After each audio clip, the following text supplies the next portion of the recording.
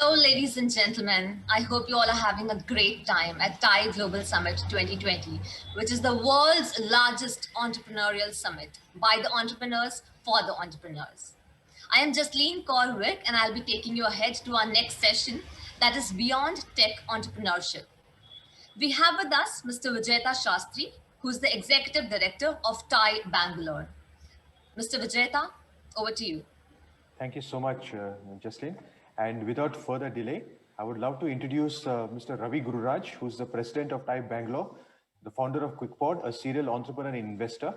He would be talking to us about what we can expect today, but more importantly, what's happening with Type Bangalore. And we have a very interesting set of discussions. So over to you, Ravi. Thank you so much.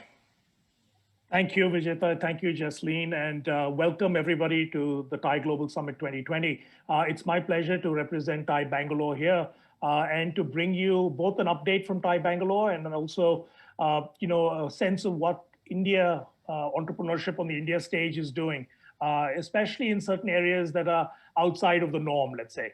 And that's what we've picked here today. And then we have a very special session at the end as well on IoT, which is much more common, but much more ubiquitous and an area where TIE Bangalore has really excelled as well. So, first off, TIE Bangalore is one of the oldest chapters in TIE. We're very proud members of the TIE Global Network, and we have a strong, very committed charter member base. We're in a city that is a hotbed for entrepreneurship, for tech, technology, for IT services, for even biotech now, and all things that we associate with the Silicon Valleys of the world, or the Cambridges in both Boston and the UK, and now Berlin and and places in China, right? So Bangalore aspires to a global position of technology leadership, and we also hope to share with the world where we are. So we've also been a very open, collaborative platform for engaging with all the TIE chapters around the world. And for helping entrepreneurs go global. So I wanted to give you a sense through introducing several of our leading charter members who are luminaries in their own industries, who are entrepreneurs, who are corporate execs in the past, are now headed to entrepreneurship, or leading advisors, legal advisors and mentors to startups, folks who are trying to build an IoT industry across India. So you're going to get a sense from these wonderful charter members who you're going to meet over the next 45 minutes to an hour on really what we've seen in Bangalore as non-tech entrepreneurship growth. A huge opportunity that Sanjay Anandraman and Sharada Balaji are going to talk to you about. How is that different than the tech industry? And the tech industry is kind of often over-rotate towards the tech industry, talking about all the great things that the tech industry delivers, and that's true. But there's a lot of opportunity out there to creating value, across the entire pyramid stack, so to say. They're going to talk us through some of those opportunities as they see it. Priya Chetty Gopal, who has been, an expert in helping build senior executive leadership across many of India's largest companies, is going to tell us about what it takes to really build a great boards, both in quality, in diversity, and really in leadership strength, right? So Priya is going to give us some insights there from her many decades of experience in helping really bring leadership to some of the best companies in our region. Lastly, before I get to the IoT stuff, is Madan Padaki, who is an amazing entrepreneur himself, but also really an ecosystem builder and a real evangelist for rural entrepreneurship, for various ways in which you can build sustainable employment generation across our ecosystem here and our region, and is an expert and is now involved with global initiatives that are targeting our area, our region as well.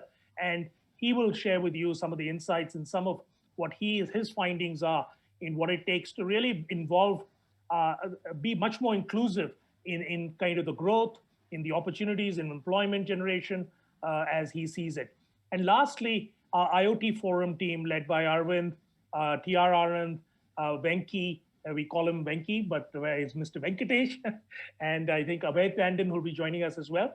Are all going to join us to really do a curtain raiser to an event that starts off tomorrow, IoT Matrix. This is the first time we're doing it completely virtual, and it's grown in strength year by year. And the IoT Forum has actually now almost outgrown TIE itself in strength and its impact. And we're really proud of that trajectory it's taken.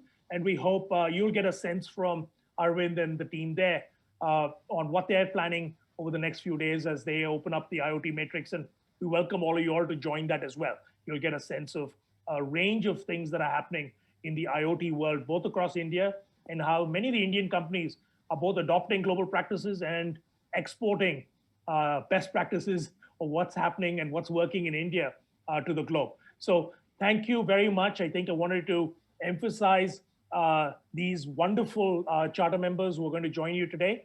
In addition to all of this, TIE also leverages the TIE network to deliver TYE, which is the TIE Young Entrepreneurs Network here in India. We do that multiple times every year and very successfully.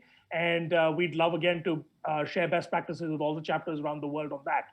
We've also got very strong programs that we're developing on working with the government of Karnataka. We work very strongly with the innovation cell here, the Startup Vision Group, and on many multiple other fronts to help support the government. And I think, this is a very collaborative effort to try and ensure that our local governments funds that are directed towards startups, towards entrepreneurship, towards the facilitation of innovation capabilities are really best invested and deliver the highest ROI to our citizens, right?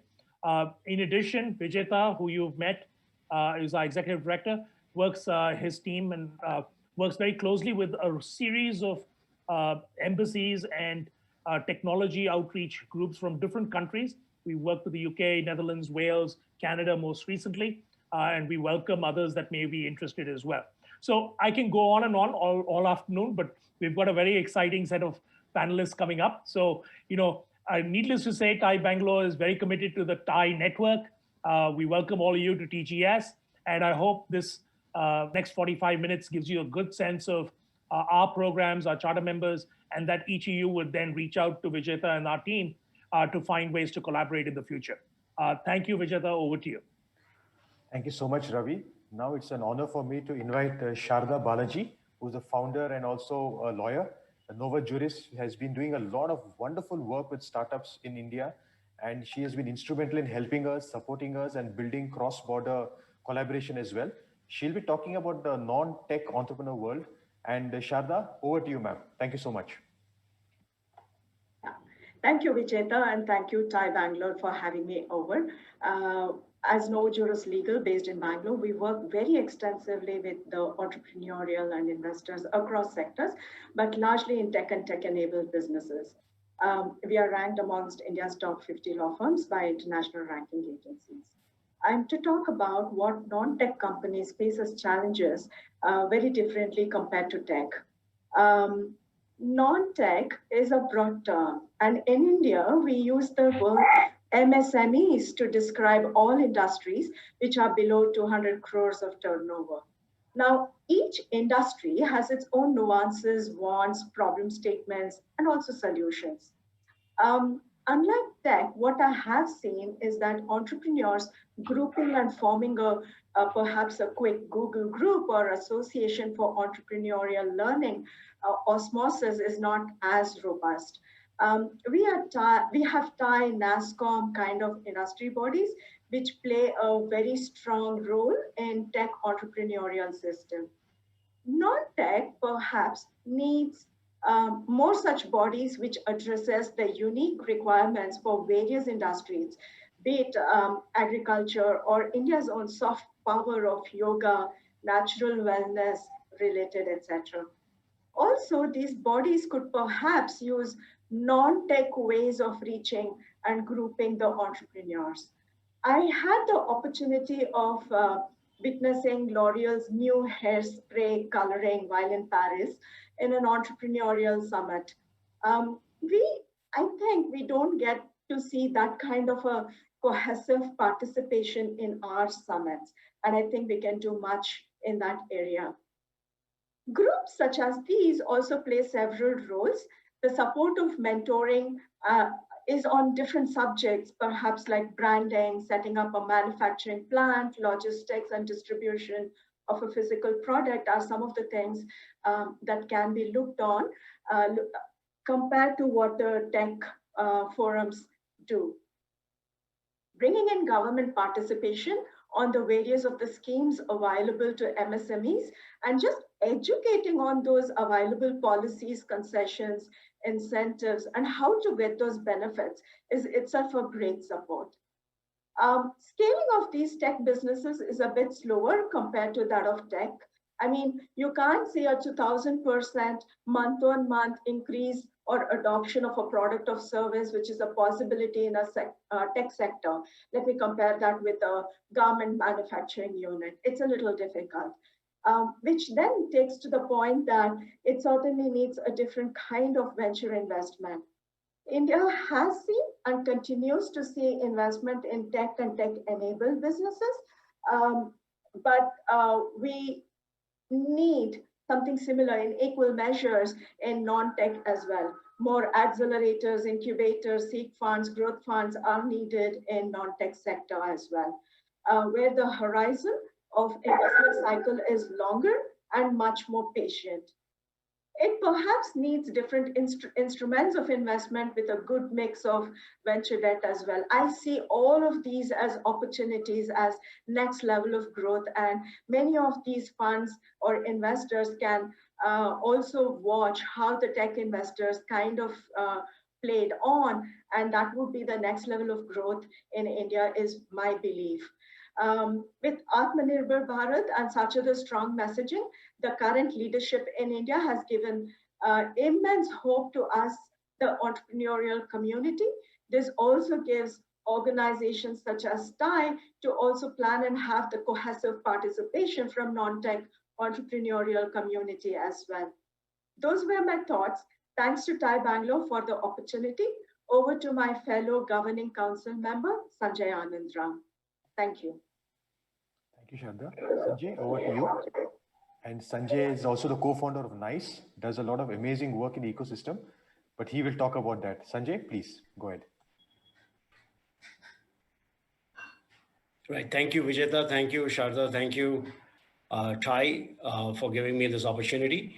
What I'm going to do in my allotted time is very quickly talk to you about the way in which we see the emerging landscape for non-tech entrepreneurship.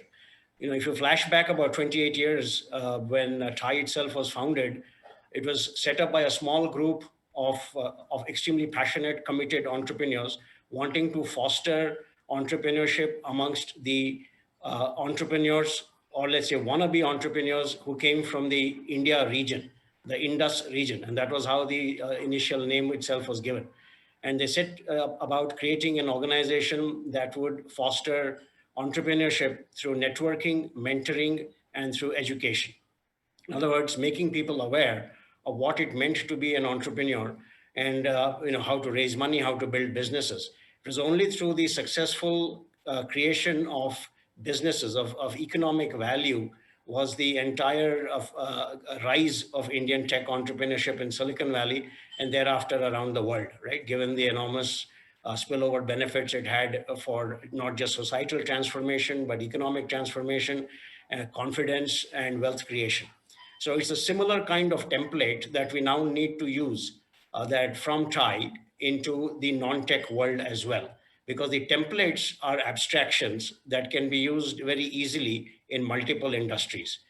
Similarly, therefore, the organization I represent here that Vijeta talked of called NICE, N-I-C-E, is a network of Indian cultural enterprises. It's a Section 8 company. The URL is niceorg.in for those who are interested. And the whole point being that this is a culture that enables you to pay forward. That is, people pay money to be part of this network and to grow an ecosystem. There is no selfish angle here. And it's an ecosystem approach. It is not any one individual. It is not any one company that is involved here. After all, it takes a village to raise a child. And therefore, having that perspective, having the commitment, having the desire to use an ecosystem with multiple players and participants to educate, to foster entrepreneurship, and through learning, through mentoring, through networking, is what this whole effort is all about. Just think about it. Yoga is a $80 billion global industry. We don't have a single Indian yoga brand, right? We all go to a Starbucks and quite happily dole out $6 for a turmeric latte, but a haldi doodh is not something we would want to spend money on. We are happy to spend money on buying expensive scotch or tequila, which are essentially country liquors from those countries, but which have been innovated upon, redesigned, repackaged, branded, bottled, and have got amazing distribution. There is no reason why our Feni or Mahua cannot achieve the same degree of success. It's all a matter of perspective. It's all how we think about it in the matrix of how things evolve. And it is a very important point of view that all of us who are committed to fostering entrepreneurship think about it on those terms.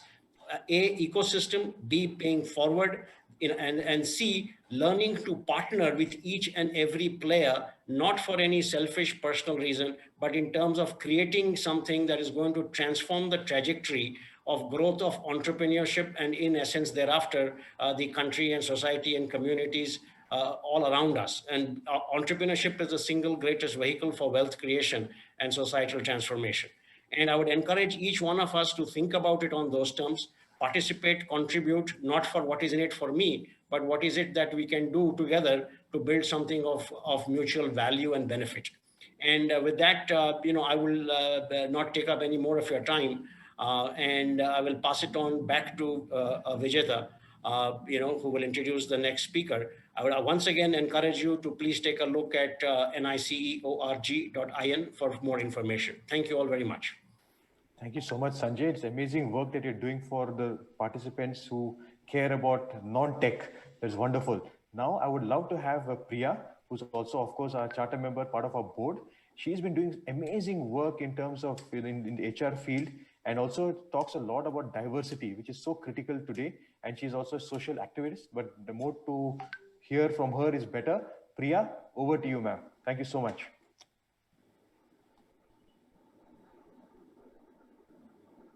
You're on mute, Priya. You just said unmute yourself. Please unmute yourself, and then you're on.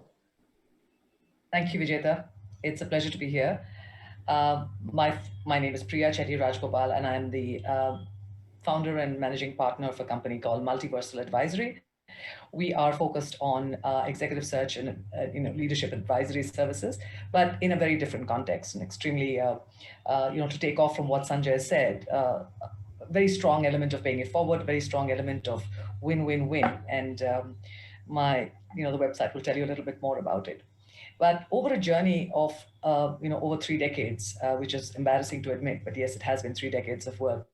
The focus on diversity and on leadership, and particularly now on boards, is clearly very, very important to keep looking at.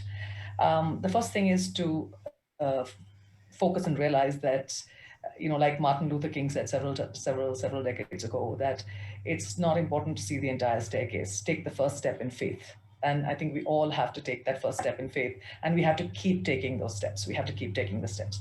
So the conversation is not about, I think it's passé to be able to discuss the reason for diversity. We've all been there. We know it's required.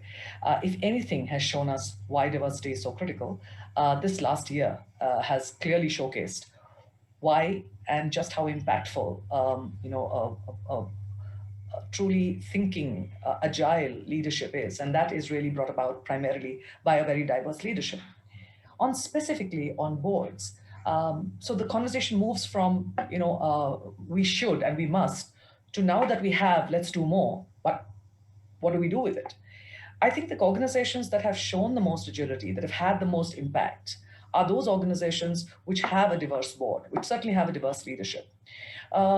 There are 2 aspects that I'd like to quickly focus on. When we did from Multiversal and TIE, we had done a quick survey on the impact of diversity the pandemic on leadership, on diversity and leadership, one or two things stood out. And the fact is that most people assume that it would actually benefit diversity, this whole experience that we've had. But interestingly, the largest impact of moving ahead the needle of diversity seemed to lie with the CEO. And only 30% of the respondents felt that it lay with the board.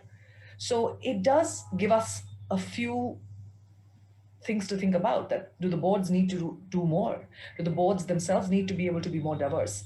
And eventually, it's never about only diversity, it's about effectiveness. So unless these boards with the assumption and the presumption of diversity are more impactful, are more effective, and are allowed to be more effective by looking at metrics, by looking at how they're moving ahead on the business plan as well, and their impact on community, we are not going to really own that space anymore.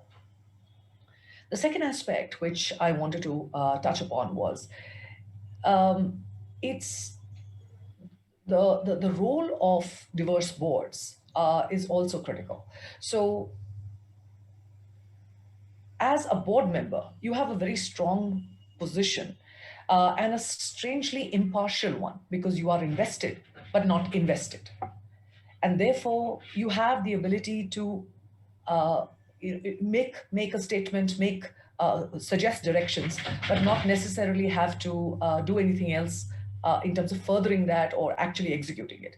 And this is very, very important for us as board members, to be able to take that different path, to be able to suggest things which are different, which push ourselves to the right thing to do, to be more agile, and so on.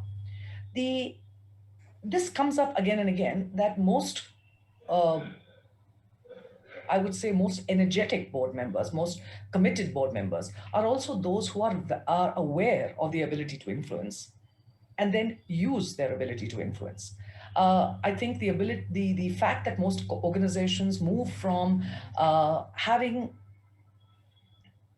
the desire to impact and having a board member who will be part of their company's growth to truly listening is a critical one. So unless we listen up to our board members, we attract more diverse board members, and then the board members who are there are comfortable enough or impactful enough to be able to suggest something which is different, is what is really critical.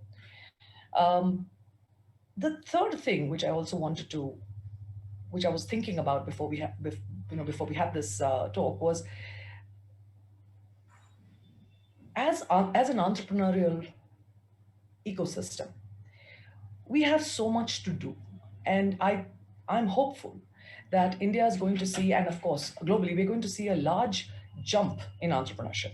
I think with TIE, we had thought up a scheme called Spring, which was having a segue from people who have moved out of companies into entrepreneurship rather than into organizations again. And it's a great board for people to kind of look at adding value to the economy. But coming back to this issue of organizations, and coming back to the issue of having people who are in the entrepreneurial system, bringing this form of diversity at a younger part of the company's growth is critical. So if I were a younger organization and I'm burning up on multiple different things to do, but today, if I'm also aware of all these layers of diversity, whether it is gender, whether it is sexual orientation, disability, race, ethnicity, whatever it is, there is a certain wholeness that the organization is bringing in and also is able to reflect in the market. So from a TIE perspective, from an entrepreneurial ecosystem accelerator perspective, which is what we really are, I think it's very important now for us to start looking at how can we create systems and processes to kind of enable that. And one of the things that I would strongly feel is, for people in the PE or the VC industry, people like us in TIE or other such organizations which are catalysts, is to commit to signing a charter that all of us will we're part of this group which does A, B, and C. We have diverse boards. We also commit ourselves to meeting X number of diverse candidates. We also commit ourselves to meeting X percentage of potential entrepreneurs and possible investors who can add value, and we will commit to meet a diverse board of people. If we don't, we are going to get into the same collegial kind of mindset where I meet people like myself and you meet people like you, and we just keep getting these, the boring blues all over the place. We all wear the same color. And from a venture capital perspective, from a PE perspective, I think it's critical for some commitments to be made by organizations saying, we will commit to this number of people that we would like to interact with. We would commit to seeing these number of startups that we would like to evaluate. So once you have this kind of, a sort of a committed quota system, there's a certain muscle that gets stronger. We're building some amount of capacity of exercising that muscle that we must do this. So this may be a little different from what we've talked about, but I think when the conversation from now to perhaps a little later, maybe in a year from now, moves from diversity and boards to diversity and effective boards, or just effective boards, I think we would have made a difference. So to quickly summarize, I think I want to be able to say that we've moved from a conversation where should we have diversity in boards is a no-brainer. We really need to rewind much past that. And the second thing is to be able to talk about what diverse boards can do for their market, for their company, but also what the role of board members are in ensuring diversity, responsiveness, and agility of the company. They can actually be survivors. They can help the company survive. The third thing was, and my time's over, we must ensure that we set up certain charters or systems that build up a certain muscle in organizations in the startup system to commit to diversity. So whether it is from the investment community, whether it's from the startup community or the government and enabling community, we must say this is the quota that we must do and we must commit to doing it. In 2 years from now, that may not be required, but it's a great start. So I'm going to hand this over back to Vijeta, and thanks for the time. Thank you so much, Priya. What you have highlighted is something very, very critical. Diversity will make a difference. And as you said, effective boards is what we should be focusing on. Thank you. Madan, you're next. What can I say about Madan? Doing so much of amazing work in the community, the rural community, Yuva, iBridge, Head Held High, etc., etc., etc. So many hats, fantastic person, a brilliant orator. Go for it, Madan. Thank you. Vijeta, and thanks, Ty, for getting us all together. It's fascinating to see the various facets of non-tech entrepreneurship. And I believe that finally, tech and non-tech has to coexist, because the final last mile delivery has to happen in some form by various entrepreneurs around. So to my mind, it's a connected world. Gayatri, if I can just request you to turn on the presentation. I want to just start off by transporting you to a village in Hassan district called Sanenahalli. If I can just have the presentation up, please. So Sanenahalli is your typical village, population of less than 2,500 people, about 40-50 kilometers from Hassan town, the capital, the center of Hassan. And 2000 census claims about 1,900 population. We estimate it's about 2,500 people. This is the village square. The prominent thing that you will see is the geophone recharge board, which dots this tiny Kirana store or general store that exists here. Next slide, I want to talk about an entrepreneur here in this village called Praveen. If I can have the next slide up, please.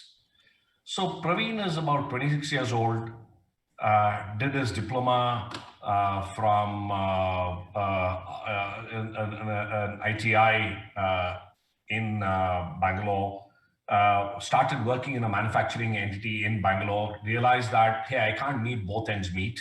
I'm struggling to survive here. How do I then figure out how to make both ends meet? So he went back to his town, village, and in the process, in a stint in Bangalore, the only trade that he had learned was sticker printing. So it so turns out that smack in the middle of nowhere, Praveen borrowed about 30,000 rupees from friends and families and actually put up a sticker printing shop. Obviously, there's not enough demand for stickers to go around in Sanenali, so he was struggling to earn 300 rupees, 500 rupees a month till we met him. And he slowly started talking about the various needs of the village. He says, hey, in my village, people don't know how to do online transactions. In Bangalore, I've done that. I can help them do online banking transactions. I can help do mobile recharge. I can do bill payments. I can do Aadhaar seeding. I can get them their land records online. And slowly he started building up his repertoire of services to do a variety of things, right from photocopy all the way to seeding Aadhaar and so on and so forth. And that's when the OneBridge platform, which I run, which I'll talk about in a bit, came in when we started making it easy for him to offer these services to these consumers in the village. And he started becoming the go-to guy in the village for everything that the village wanted. So much so that today he earns about 10 to 15,000 rupees by providing a range of digital services, assisted commerce, and healthcare telemedicine consultations from his village. And more than the money, he says, I am happy and proud that the village recognizes me as a contributing member to the society. You know, this story, I have visited hundreds of villages across Karnataka, Maharashtra, Tamil Nadu, Andhra, and this story repeats over and over again of a young person in a village not knowing what to do, stumbling from one roadblock to another, somehow figuring out their pathway. And I always salute their entrepreneurial resilience and spirit, which I argue that many times the villages help you build far more entrepreneurial resilience than the urban towns, because they deal with a lot more adversity. So the point I want to kind of frame for all of us is, if you were to just visualize Praveen 5 years hence and imagine the small store offering solutions for IoT in agriculture, IoT in healthcare, maybe doing 3D printing of spare parts for tractors around his place, maybe helping farmers figure out what kind of, a faster way to use their pesticides and seeding through drones, right? Maybe using a variety of credit scores that he's able to generate from the village around him and enable access to credit, right? So if you were to then take the same picture that I showed of the first picture of the geophone store, a lot of us caught on to the mobile revolution much after it had started. I think today we are at a cusp when we know that in the next 2-3 years, a lot of these technologies will need to reach the villages. We know that the impact of these technology in the villages will be massive. And we know there are lots of unemployed, but energetic, enthusiastic youth out there with massive entrepreneurial thinking. Can we leverage that network to enable a Praveen not just to fend for himself, but can he create 20 jobs more? And that is our framing of a mass entrepreneur. I think the country needs more mass entrepreneurs who can go on to create 15, 20 jobs each, rather than the 95% of the enterprises in the country generating employment for less than 2 people, right? So I think our learnings has been that, what do we need to create this in every village of the country? We need to create opportunities. Opportunities are not linked to these villages. How do we create and start creating some success stories? 2, how do we celebrate the hell out of these success stories and make sure that Praveen's photo is plastered in every newspaper in Hassan, saying that, listen, this is a guy who's earning 500 rupees, now earning 20,000 rupees because he did ABC, right? 3rd, how do we, as a collaborative, and I echo what all of us said on the panel, that we need to create a collaborative approach where we can all come together to create these opportunities for young people. A lot of it is siloed. I will do it myself approach, but can we as an ecosystem collaborate to say, hey, if somebody is bringing 3D printing, can I write the same platform to bring in IoT? Can I write the same platform to bring in financial products, right? Can we use the same infrastructure, right? Fourth, how can we make it easy for an entrepreneur like Praveen to access these opportunities? Can we think of a platform, a gig kind of a platform where Praveen wakes up one morning and says, hey, I have understood something about 3D printing. How do I access it? So where does he find the loan? Where does he find the skills? Where does he buy this from? How do we ensure that there is adequate after-sales support? So the whole thing has to come together to make it easy for an entrepreneur to do business. Of course, we have to talk about ease of doing business. If we expect Praveen to register a business taking 25 licenses, it's not going to work, right? And lastly, how do we continue to build a peer learning network within the villages where people can learn from one another, get inspired? I can never forget my initiation into TIE because I came to TIE when I was at the lowest step of my entrepreneurial startup career. And I found a friend who put his hand around my shoulder and said, yo, this is what we all go through. Just grin and bear it, it'll pass. And those words still hold me instead, because if I had not met that chap, maybe I'd have given up much earlier, right? So I think the initiatives that we are doing with OneBridge, where we run about 6,000 villages with entrepreneurs like Praveen and enabling them to digitally equip their villages to receive a variety of services, with the Global Alliance for Mass Entrepreneurship, where we're trying to create an ecosystem for all of us to come together to make it easy for an entrepreneur in a village to do business. With Yuva, the UNICEF initiative on how do we make sure that these young people look at themselves as change makers. And lastly, with the foundation that I run called Headed High, where we're taking the most marginalized youths and transforming them to be confident youngsters. I think there's a lot more that we as an ecosystem can do. And I believe that the next 5 years, if we come together and do it well, we can really change the face of India, not just of India. Each of these models can be taken globally and replicated as well.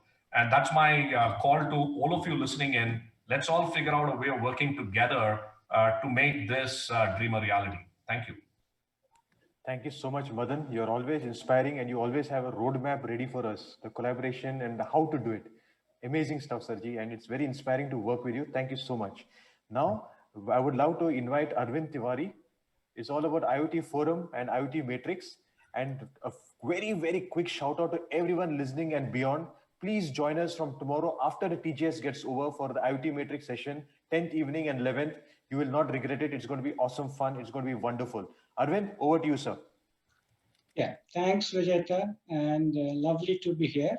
And I would like to talk about the IoT Matrix, which is an annual event we run, but I would introduce it with IoT Forum.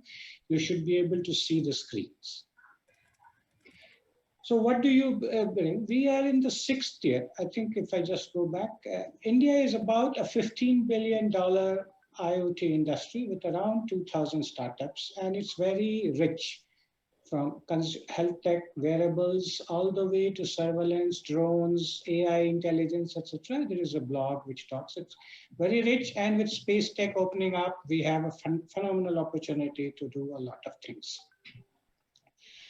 We are in the 6th year. So we started in 2014. It's a marathon race. And as Ravi Gururaj mentioned, we have managed to scale up. We are a large group, passionate, committed. Of course, a lot of it has passion. It's also a very large community. Unfortunately, IoT is not a proven business model, nor is it a proven technology. There's a lot of innovation happening. You would have heard of 5G. A large part of it is around IoT. Low power wide area, Spacelink, which SpaceX is launching 1,200 near Earth satellites. A lot of our is about IoT, and there's a lot of happening. You can follow us on Twitter at IoT for India. We have a website. It's mobile first, and it's very, very friendly and fast, new.iotforindia.org. We have an email, support@IoT Forum.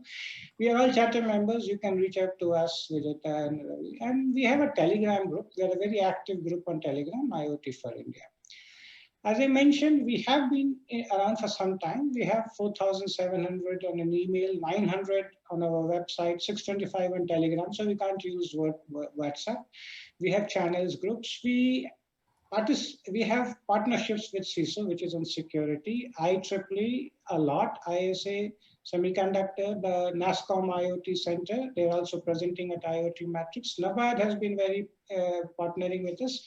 We have done a lot of work around agriculture. We run, of course, virtual events has happened a lot this year, but we also do fairly hands-on workshops because it's hardware. We do playbooks, we do very intense focus with 15, 20 people, all the way to 1,300, 1,500 physical events, which is IoT Matrix, etc. And I would encourage you to look at that. We celebrated last year, this is the IoT Day, which typically happens in April. We celebrated the scale-up. We have had lots of startups. Mortality rate is high, we all know that. But these have managed to get significant funding, a significant scale. So Smarter Homes has 70,000 devices in apartments. And Tonboy has won in surveillance and thermal imaging contracts from armies all over, Homeland Security, etc. Sictapul, of course, is very large in digital pathology, and Cropin has 2 million acres under agriculture, etc. Nimble Labs is younger, doing robotics, cooking something at the home. But these are examples of success that has happened. We have also celebrated unusual things, and this is what we have done. We are very bottom up. We don't have much belief in the helicopter view of a McKinsey or an EY. That's a lot of corporate talk. We go very bottom up, and we have recognized a lot of things. So we have been evaluating sub-gigahertz IoT networks. 2G, 3G, 4G are absolute nonsense for IoT. 5G has it, and we have pioneered the concept for the last 3 years, and we have managed to convince DOT, etc. So sub-gigahertz is licensed, but private IoT networks is the future, and that's where Amazon has a sidewalk network protocol and SpaceLink, etc. All that is happening. We have done a lot of work with agri-tech. We have done a lot of work on security, and we have a directory for IoT startups. So I would suggest to you that IoT is not about go-to-market. It's not about funding and networking. There is a lot of innovation, and it's not necessarily deep tech in the sense of AI, ML, which also is happening, which is edge and all that, but also fairly large in electric, etc. So we do a lot of events. You can see it on our websites. This is last year. And we do workshop webinars. We are now doing around 2 a month. So because we have 14 special interest groups, 5G, Edge AI, ML, robotics, etc. So the scale is there. And we also have a directory of IoT startups. It's a very fragmented, large industry. There are 11 industry segments we track. Smart city, healthcare, agri-tech, dairy, then we have utilities, railways, grids, etc. And we have a lot of startups there. We also track by city, and of course, Bangalore has 50% of it. And the numbers have grown a lot. The growth rate is high, and I don't think we are covering everyone. It's a very fragmented. This is the URL you should go, and if you have startups, etc., please ask them to register. We also track niche things. So how many of them are developing semiconductor chips? Because of fabless semiconductor, there are 34. How many are doing robotics? This number has gone up a lot. So robotics is happening. How many are doing air pollution? And this is where we help the network understand and connect to each other. This is our website, newiotforindia.org. We would encourage you to look. It's redesigned mobile first. We have around 5,000 topics, 125 blogs. We present about 6 every day, 5 to 6 every day in the morning to 12, and we have popular. So if you have missed out, you can see the popular tab, the last 20 days, what topics are most resonating with the popular events and blogs. Blogs are insightful. We cover interoperability, IoT network, the network, and you can. This is a knowledge base which helps people scale up, and you can see the past.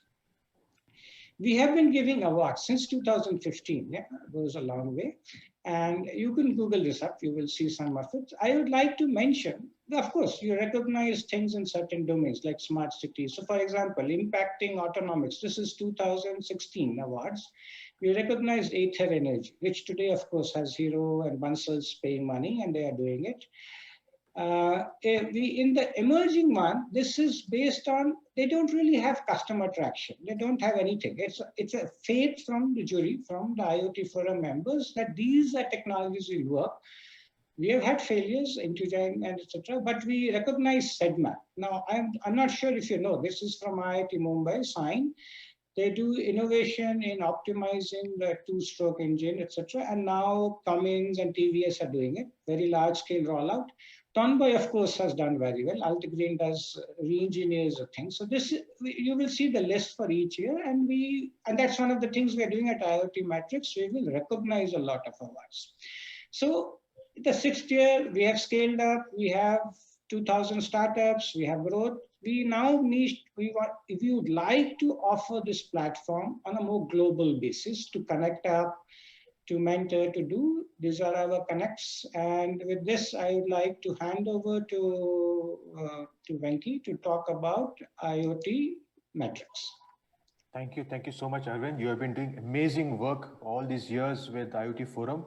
You are an inspiration, a little bit of a disciplinarian, I think, also once in a while, but we still love you very much, sir. Thank you so much for this presentation. Now, Venki will be talking about IoT Matrix, and we'll also have a special shout out from Abhay Tandon from Lowe's Innovation Lab on how corporates are collaborating and bringing in paid POCs and money to the startups, global expansion, etc. So Venki, president of Astrom, cool dude. We really respect him for the energy and the calmness that he brings in. So he's the kind of yin yang for Arvind Tiwari, but we respect both of them so much. Venki, over to you, sir. Hey, thank you so much, Vijayta, and thanks, Arvind, for that fantastic vision of what we do as IoT for India today and what we want to do tomorrow. We want to go global, right? So we've kind of proved our mettle. People respect us. All our volunteers, the special interest groups, they've been working very, very, very hard to put this, what I call the IoT party, the year-end party. And this time we've kind of coined this, a new theme called IoT Metrics 2020, which is all about connected, ambient, and intelligent. So here we go. We kind of looking at, 3 tracks, and we're calling it by the theme, connected track, the ambient track, and the intelligent track. Okay, so we have the who's who of IoT speaking at IoT Metrics this year. We have, for the first time, we have more than 10 countries participating at IoT Metrics starting tomorrow evening at 4:30, going on until Friday evening, 5 o'clock. 18 segments, which means that we're covering everything from what are the technologies behind Formula E World Championship with Dilbagh Gill, who's the CEO and team principal of Mahindra Racing, is going to talk about. We're going to start off the keynote address at IoT Metrics with Dilbagh's speech. So don't miss coming on time to kind of view IoT Metrics tomorrow evening. I'm sure, but definitely after the Thai Global Summit is over. All right. So 18 segments, 36 different sessions. I'll be talking to you about a little more about that in the next few slides. 120 record speakers at IoT Metrics this time, right? So we have a lot of VCs coming this time, people who we couldn't get for the last 5 years.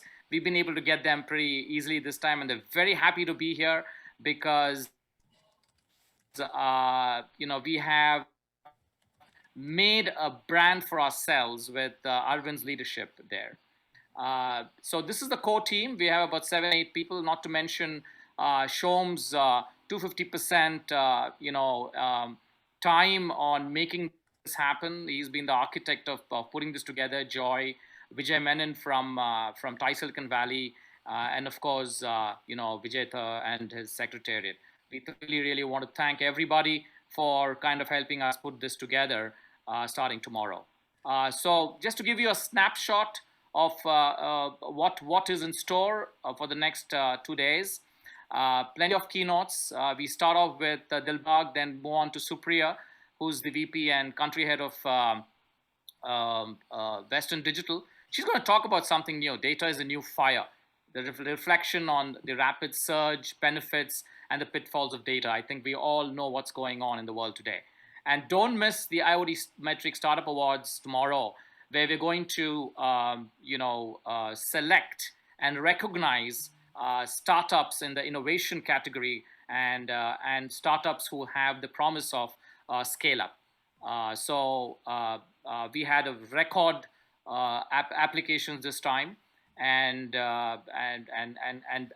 be ready to listen to the jurists on how they went ahead selecting these startups. We do have a fireside chat tomorrow by a chat, Sanjay, none other than Sanjay, chatting with Venk and Vaibhav from New York. Don't miss that, because they're going to talk about how we are going to kind of have the interconnected world, the implications for all of us in the future, right? With IoT. IoT is no longer IoT, as all of you know. It's AI, 5G, AR, VR, and all the stuff getting, rolling into one, right? And many more. And of course, Microsoft, we have a very senior gentleman from Microsoft to talk about, something very, very, very interesting, which we will announce tomorrow, all right?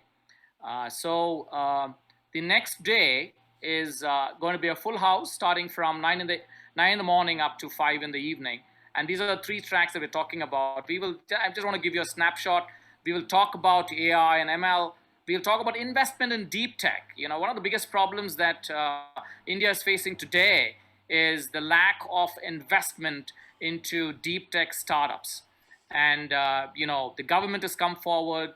We definitely want investors to come forward. You will listen to a lot of investors, like Nag and the others, talking about what they are doing to drive deep tech investments in India. Because if you want to have IPRs and deep IPs coming out of India, rolling out full-fledged system-level products, investments are absolutely a must, because it takes a lot of money to build a full product.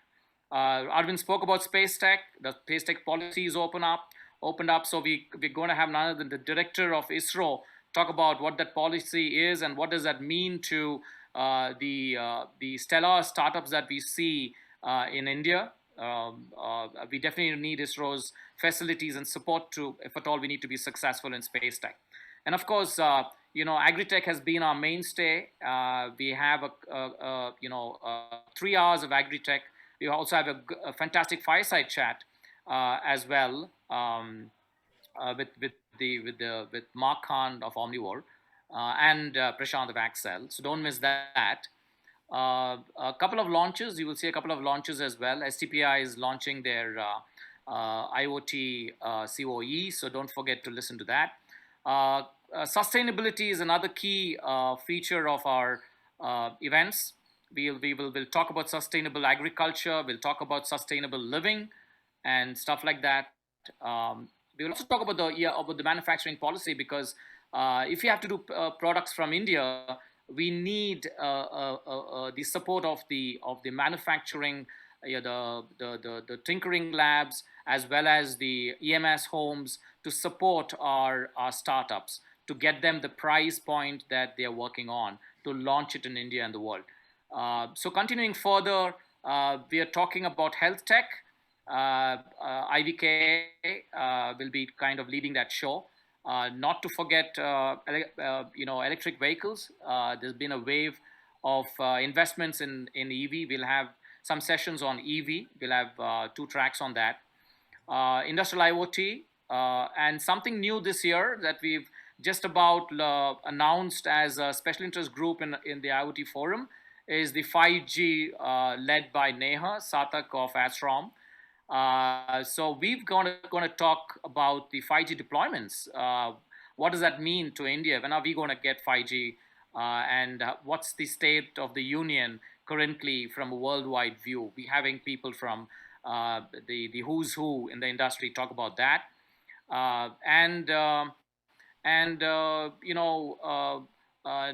Not to forget, we will have a fantastic session on business models, pricing strategies in IoT.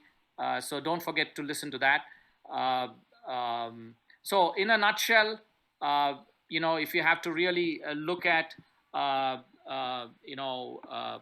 to summarize what I've spoken, 3 tracks, 10 countries, 18 domains, 36 sessions, 120 speakers plus. Don't forget to register yourself. This time we're kind of making it, it's complimentary for everybody. We're not charging anybody. So please make it a point to log in at 4:30 p.m. tomorrow. The website www.theiotmetrics.org, but you get all your free complimentary tickets at IoT Metrics 2020. So thank you so much, Vijayta, for giving us this opportunity to kind of beam it to the world, and over to you. Thank you so much, Venki. Thank you very much. A very insightful and crisp discussion on what IoT Metrics has for everyone.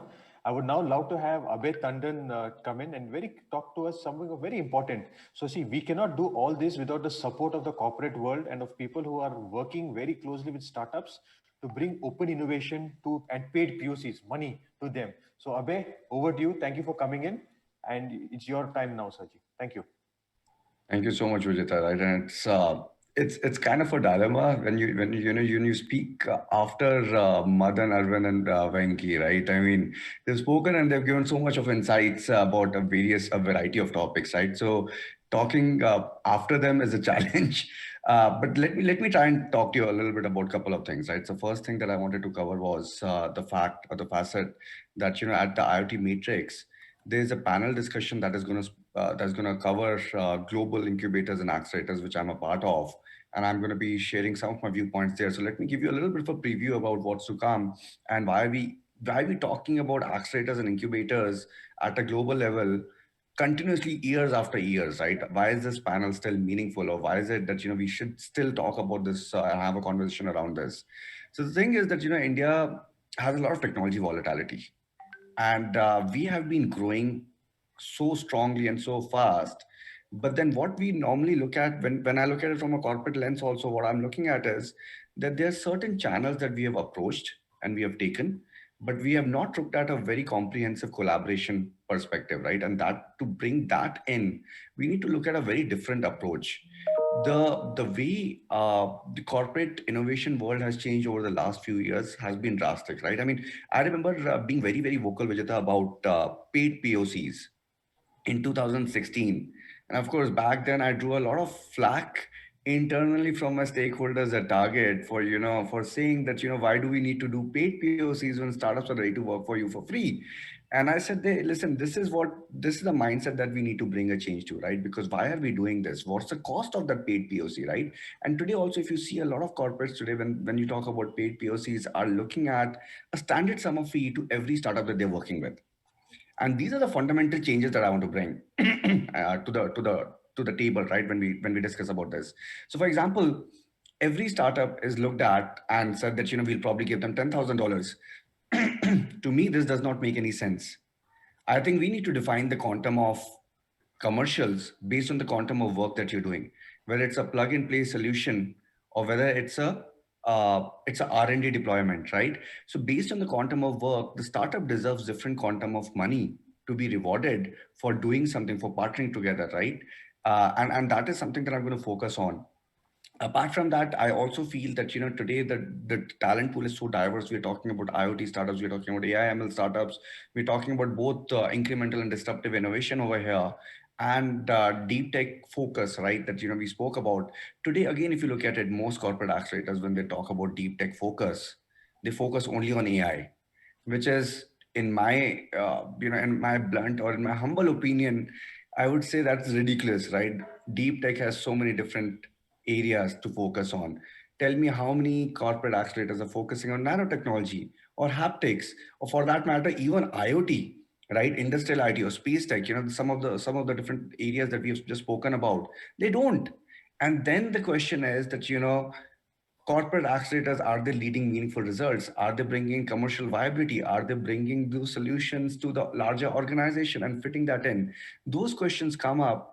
And my fundamental question is, are the fundamentals of corporate innovation entities really clear? Just to give you an example, at Lowe's Innovation Labs, and I'm not here to sell or provide a pitch on Lowe's Innovation Labs, but just to give you an example of some of the fallacies that we have tried to remove. We are saying that we are going to be sector agnostic, and stage agnostic program. Why? Because while we are a retailer, we are a Fortune 50 retailer. If we talk about being sector agnostic, it's primarily because the newer technologies, the deep tech focus that we want to bring in, if we are restricted to only retail applications, then we might not be able to really create that value from a disruptive innovation standpoint. If, for example, I want to work with a haptic startup today, a haptic startup would say, hey, listen, we don't have any application in retail. We are in medical technology or sports or gaming. But that's the point that, when you are looking ahead of the game, you need to start looking at being sector agnostic, look for the right startups, look for the core capabilities, and co-develop something meaningful with those startup partners. And why just limit ourselves to startup partners, right, of a particular stage? Why can't we work with a 3-member team and co-develop something meaningful, or a Series B, funded startup, or a bootstrap startup? And in some cases, this is a point of debate again, that, if a startup is failing for whatever reason it is, if the core capability is strong, why can't we look at acquiring or acquiring the startup? Why can't we bring that amazing wealth of talent and knowledge and wisdom to deploy something larger at hand, right? So there are too many points that I can go on, and hopefully, we'll be able to cover some of these points on Friday morning in the Accelerator Incubator panel, and also talk about that, how it is so important for startups to be aware of what they're choosing for as well. Again, too many applications, too many corporate accelerators or private accelerators and incubators. Who do they choose? Why do they need to choose those particular programs, and how is that really going to benefit them? That clarity is super important. So hopefully we'll be able to touch upon some of these points, and we'll look forward to collaborating with as many startups as we can as well. So that's it from my side.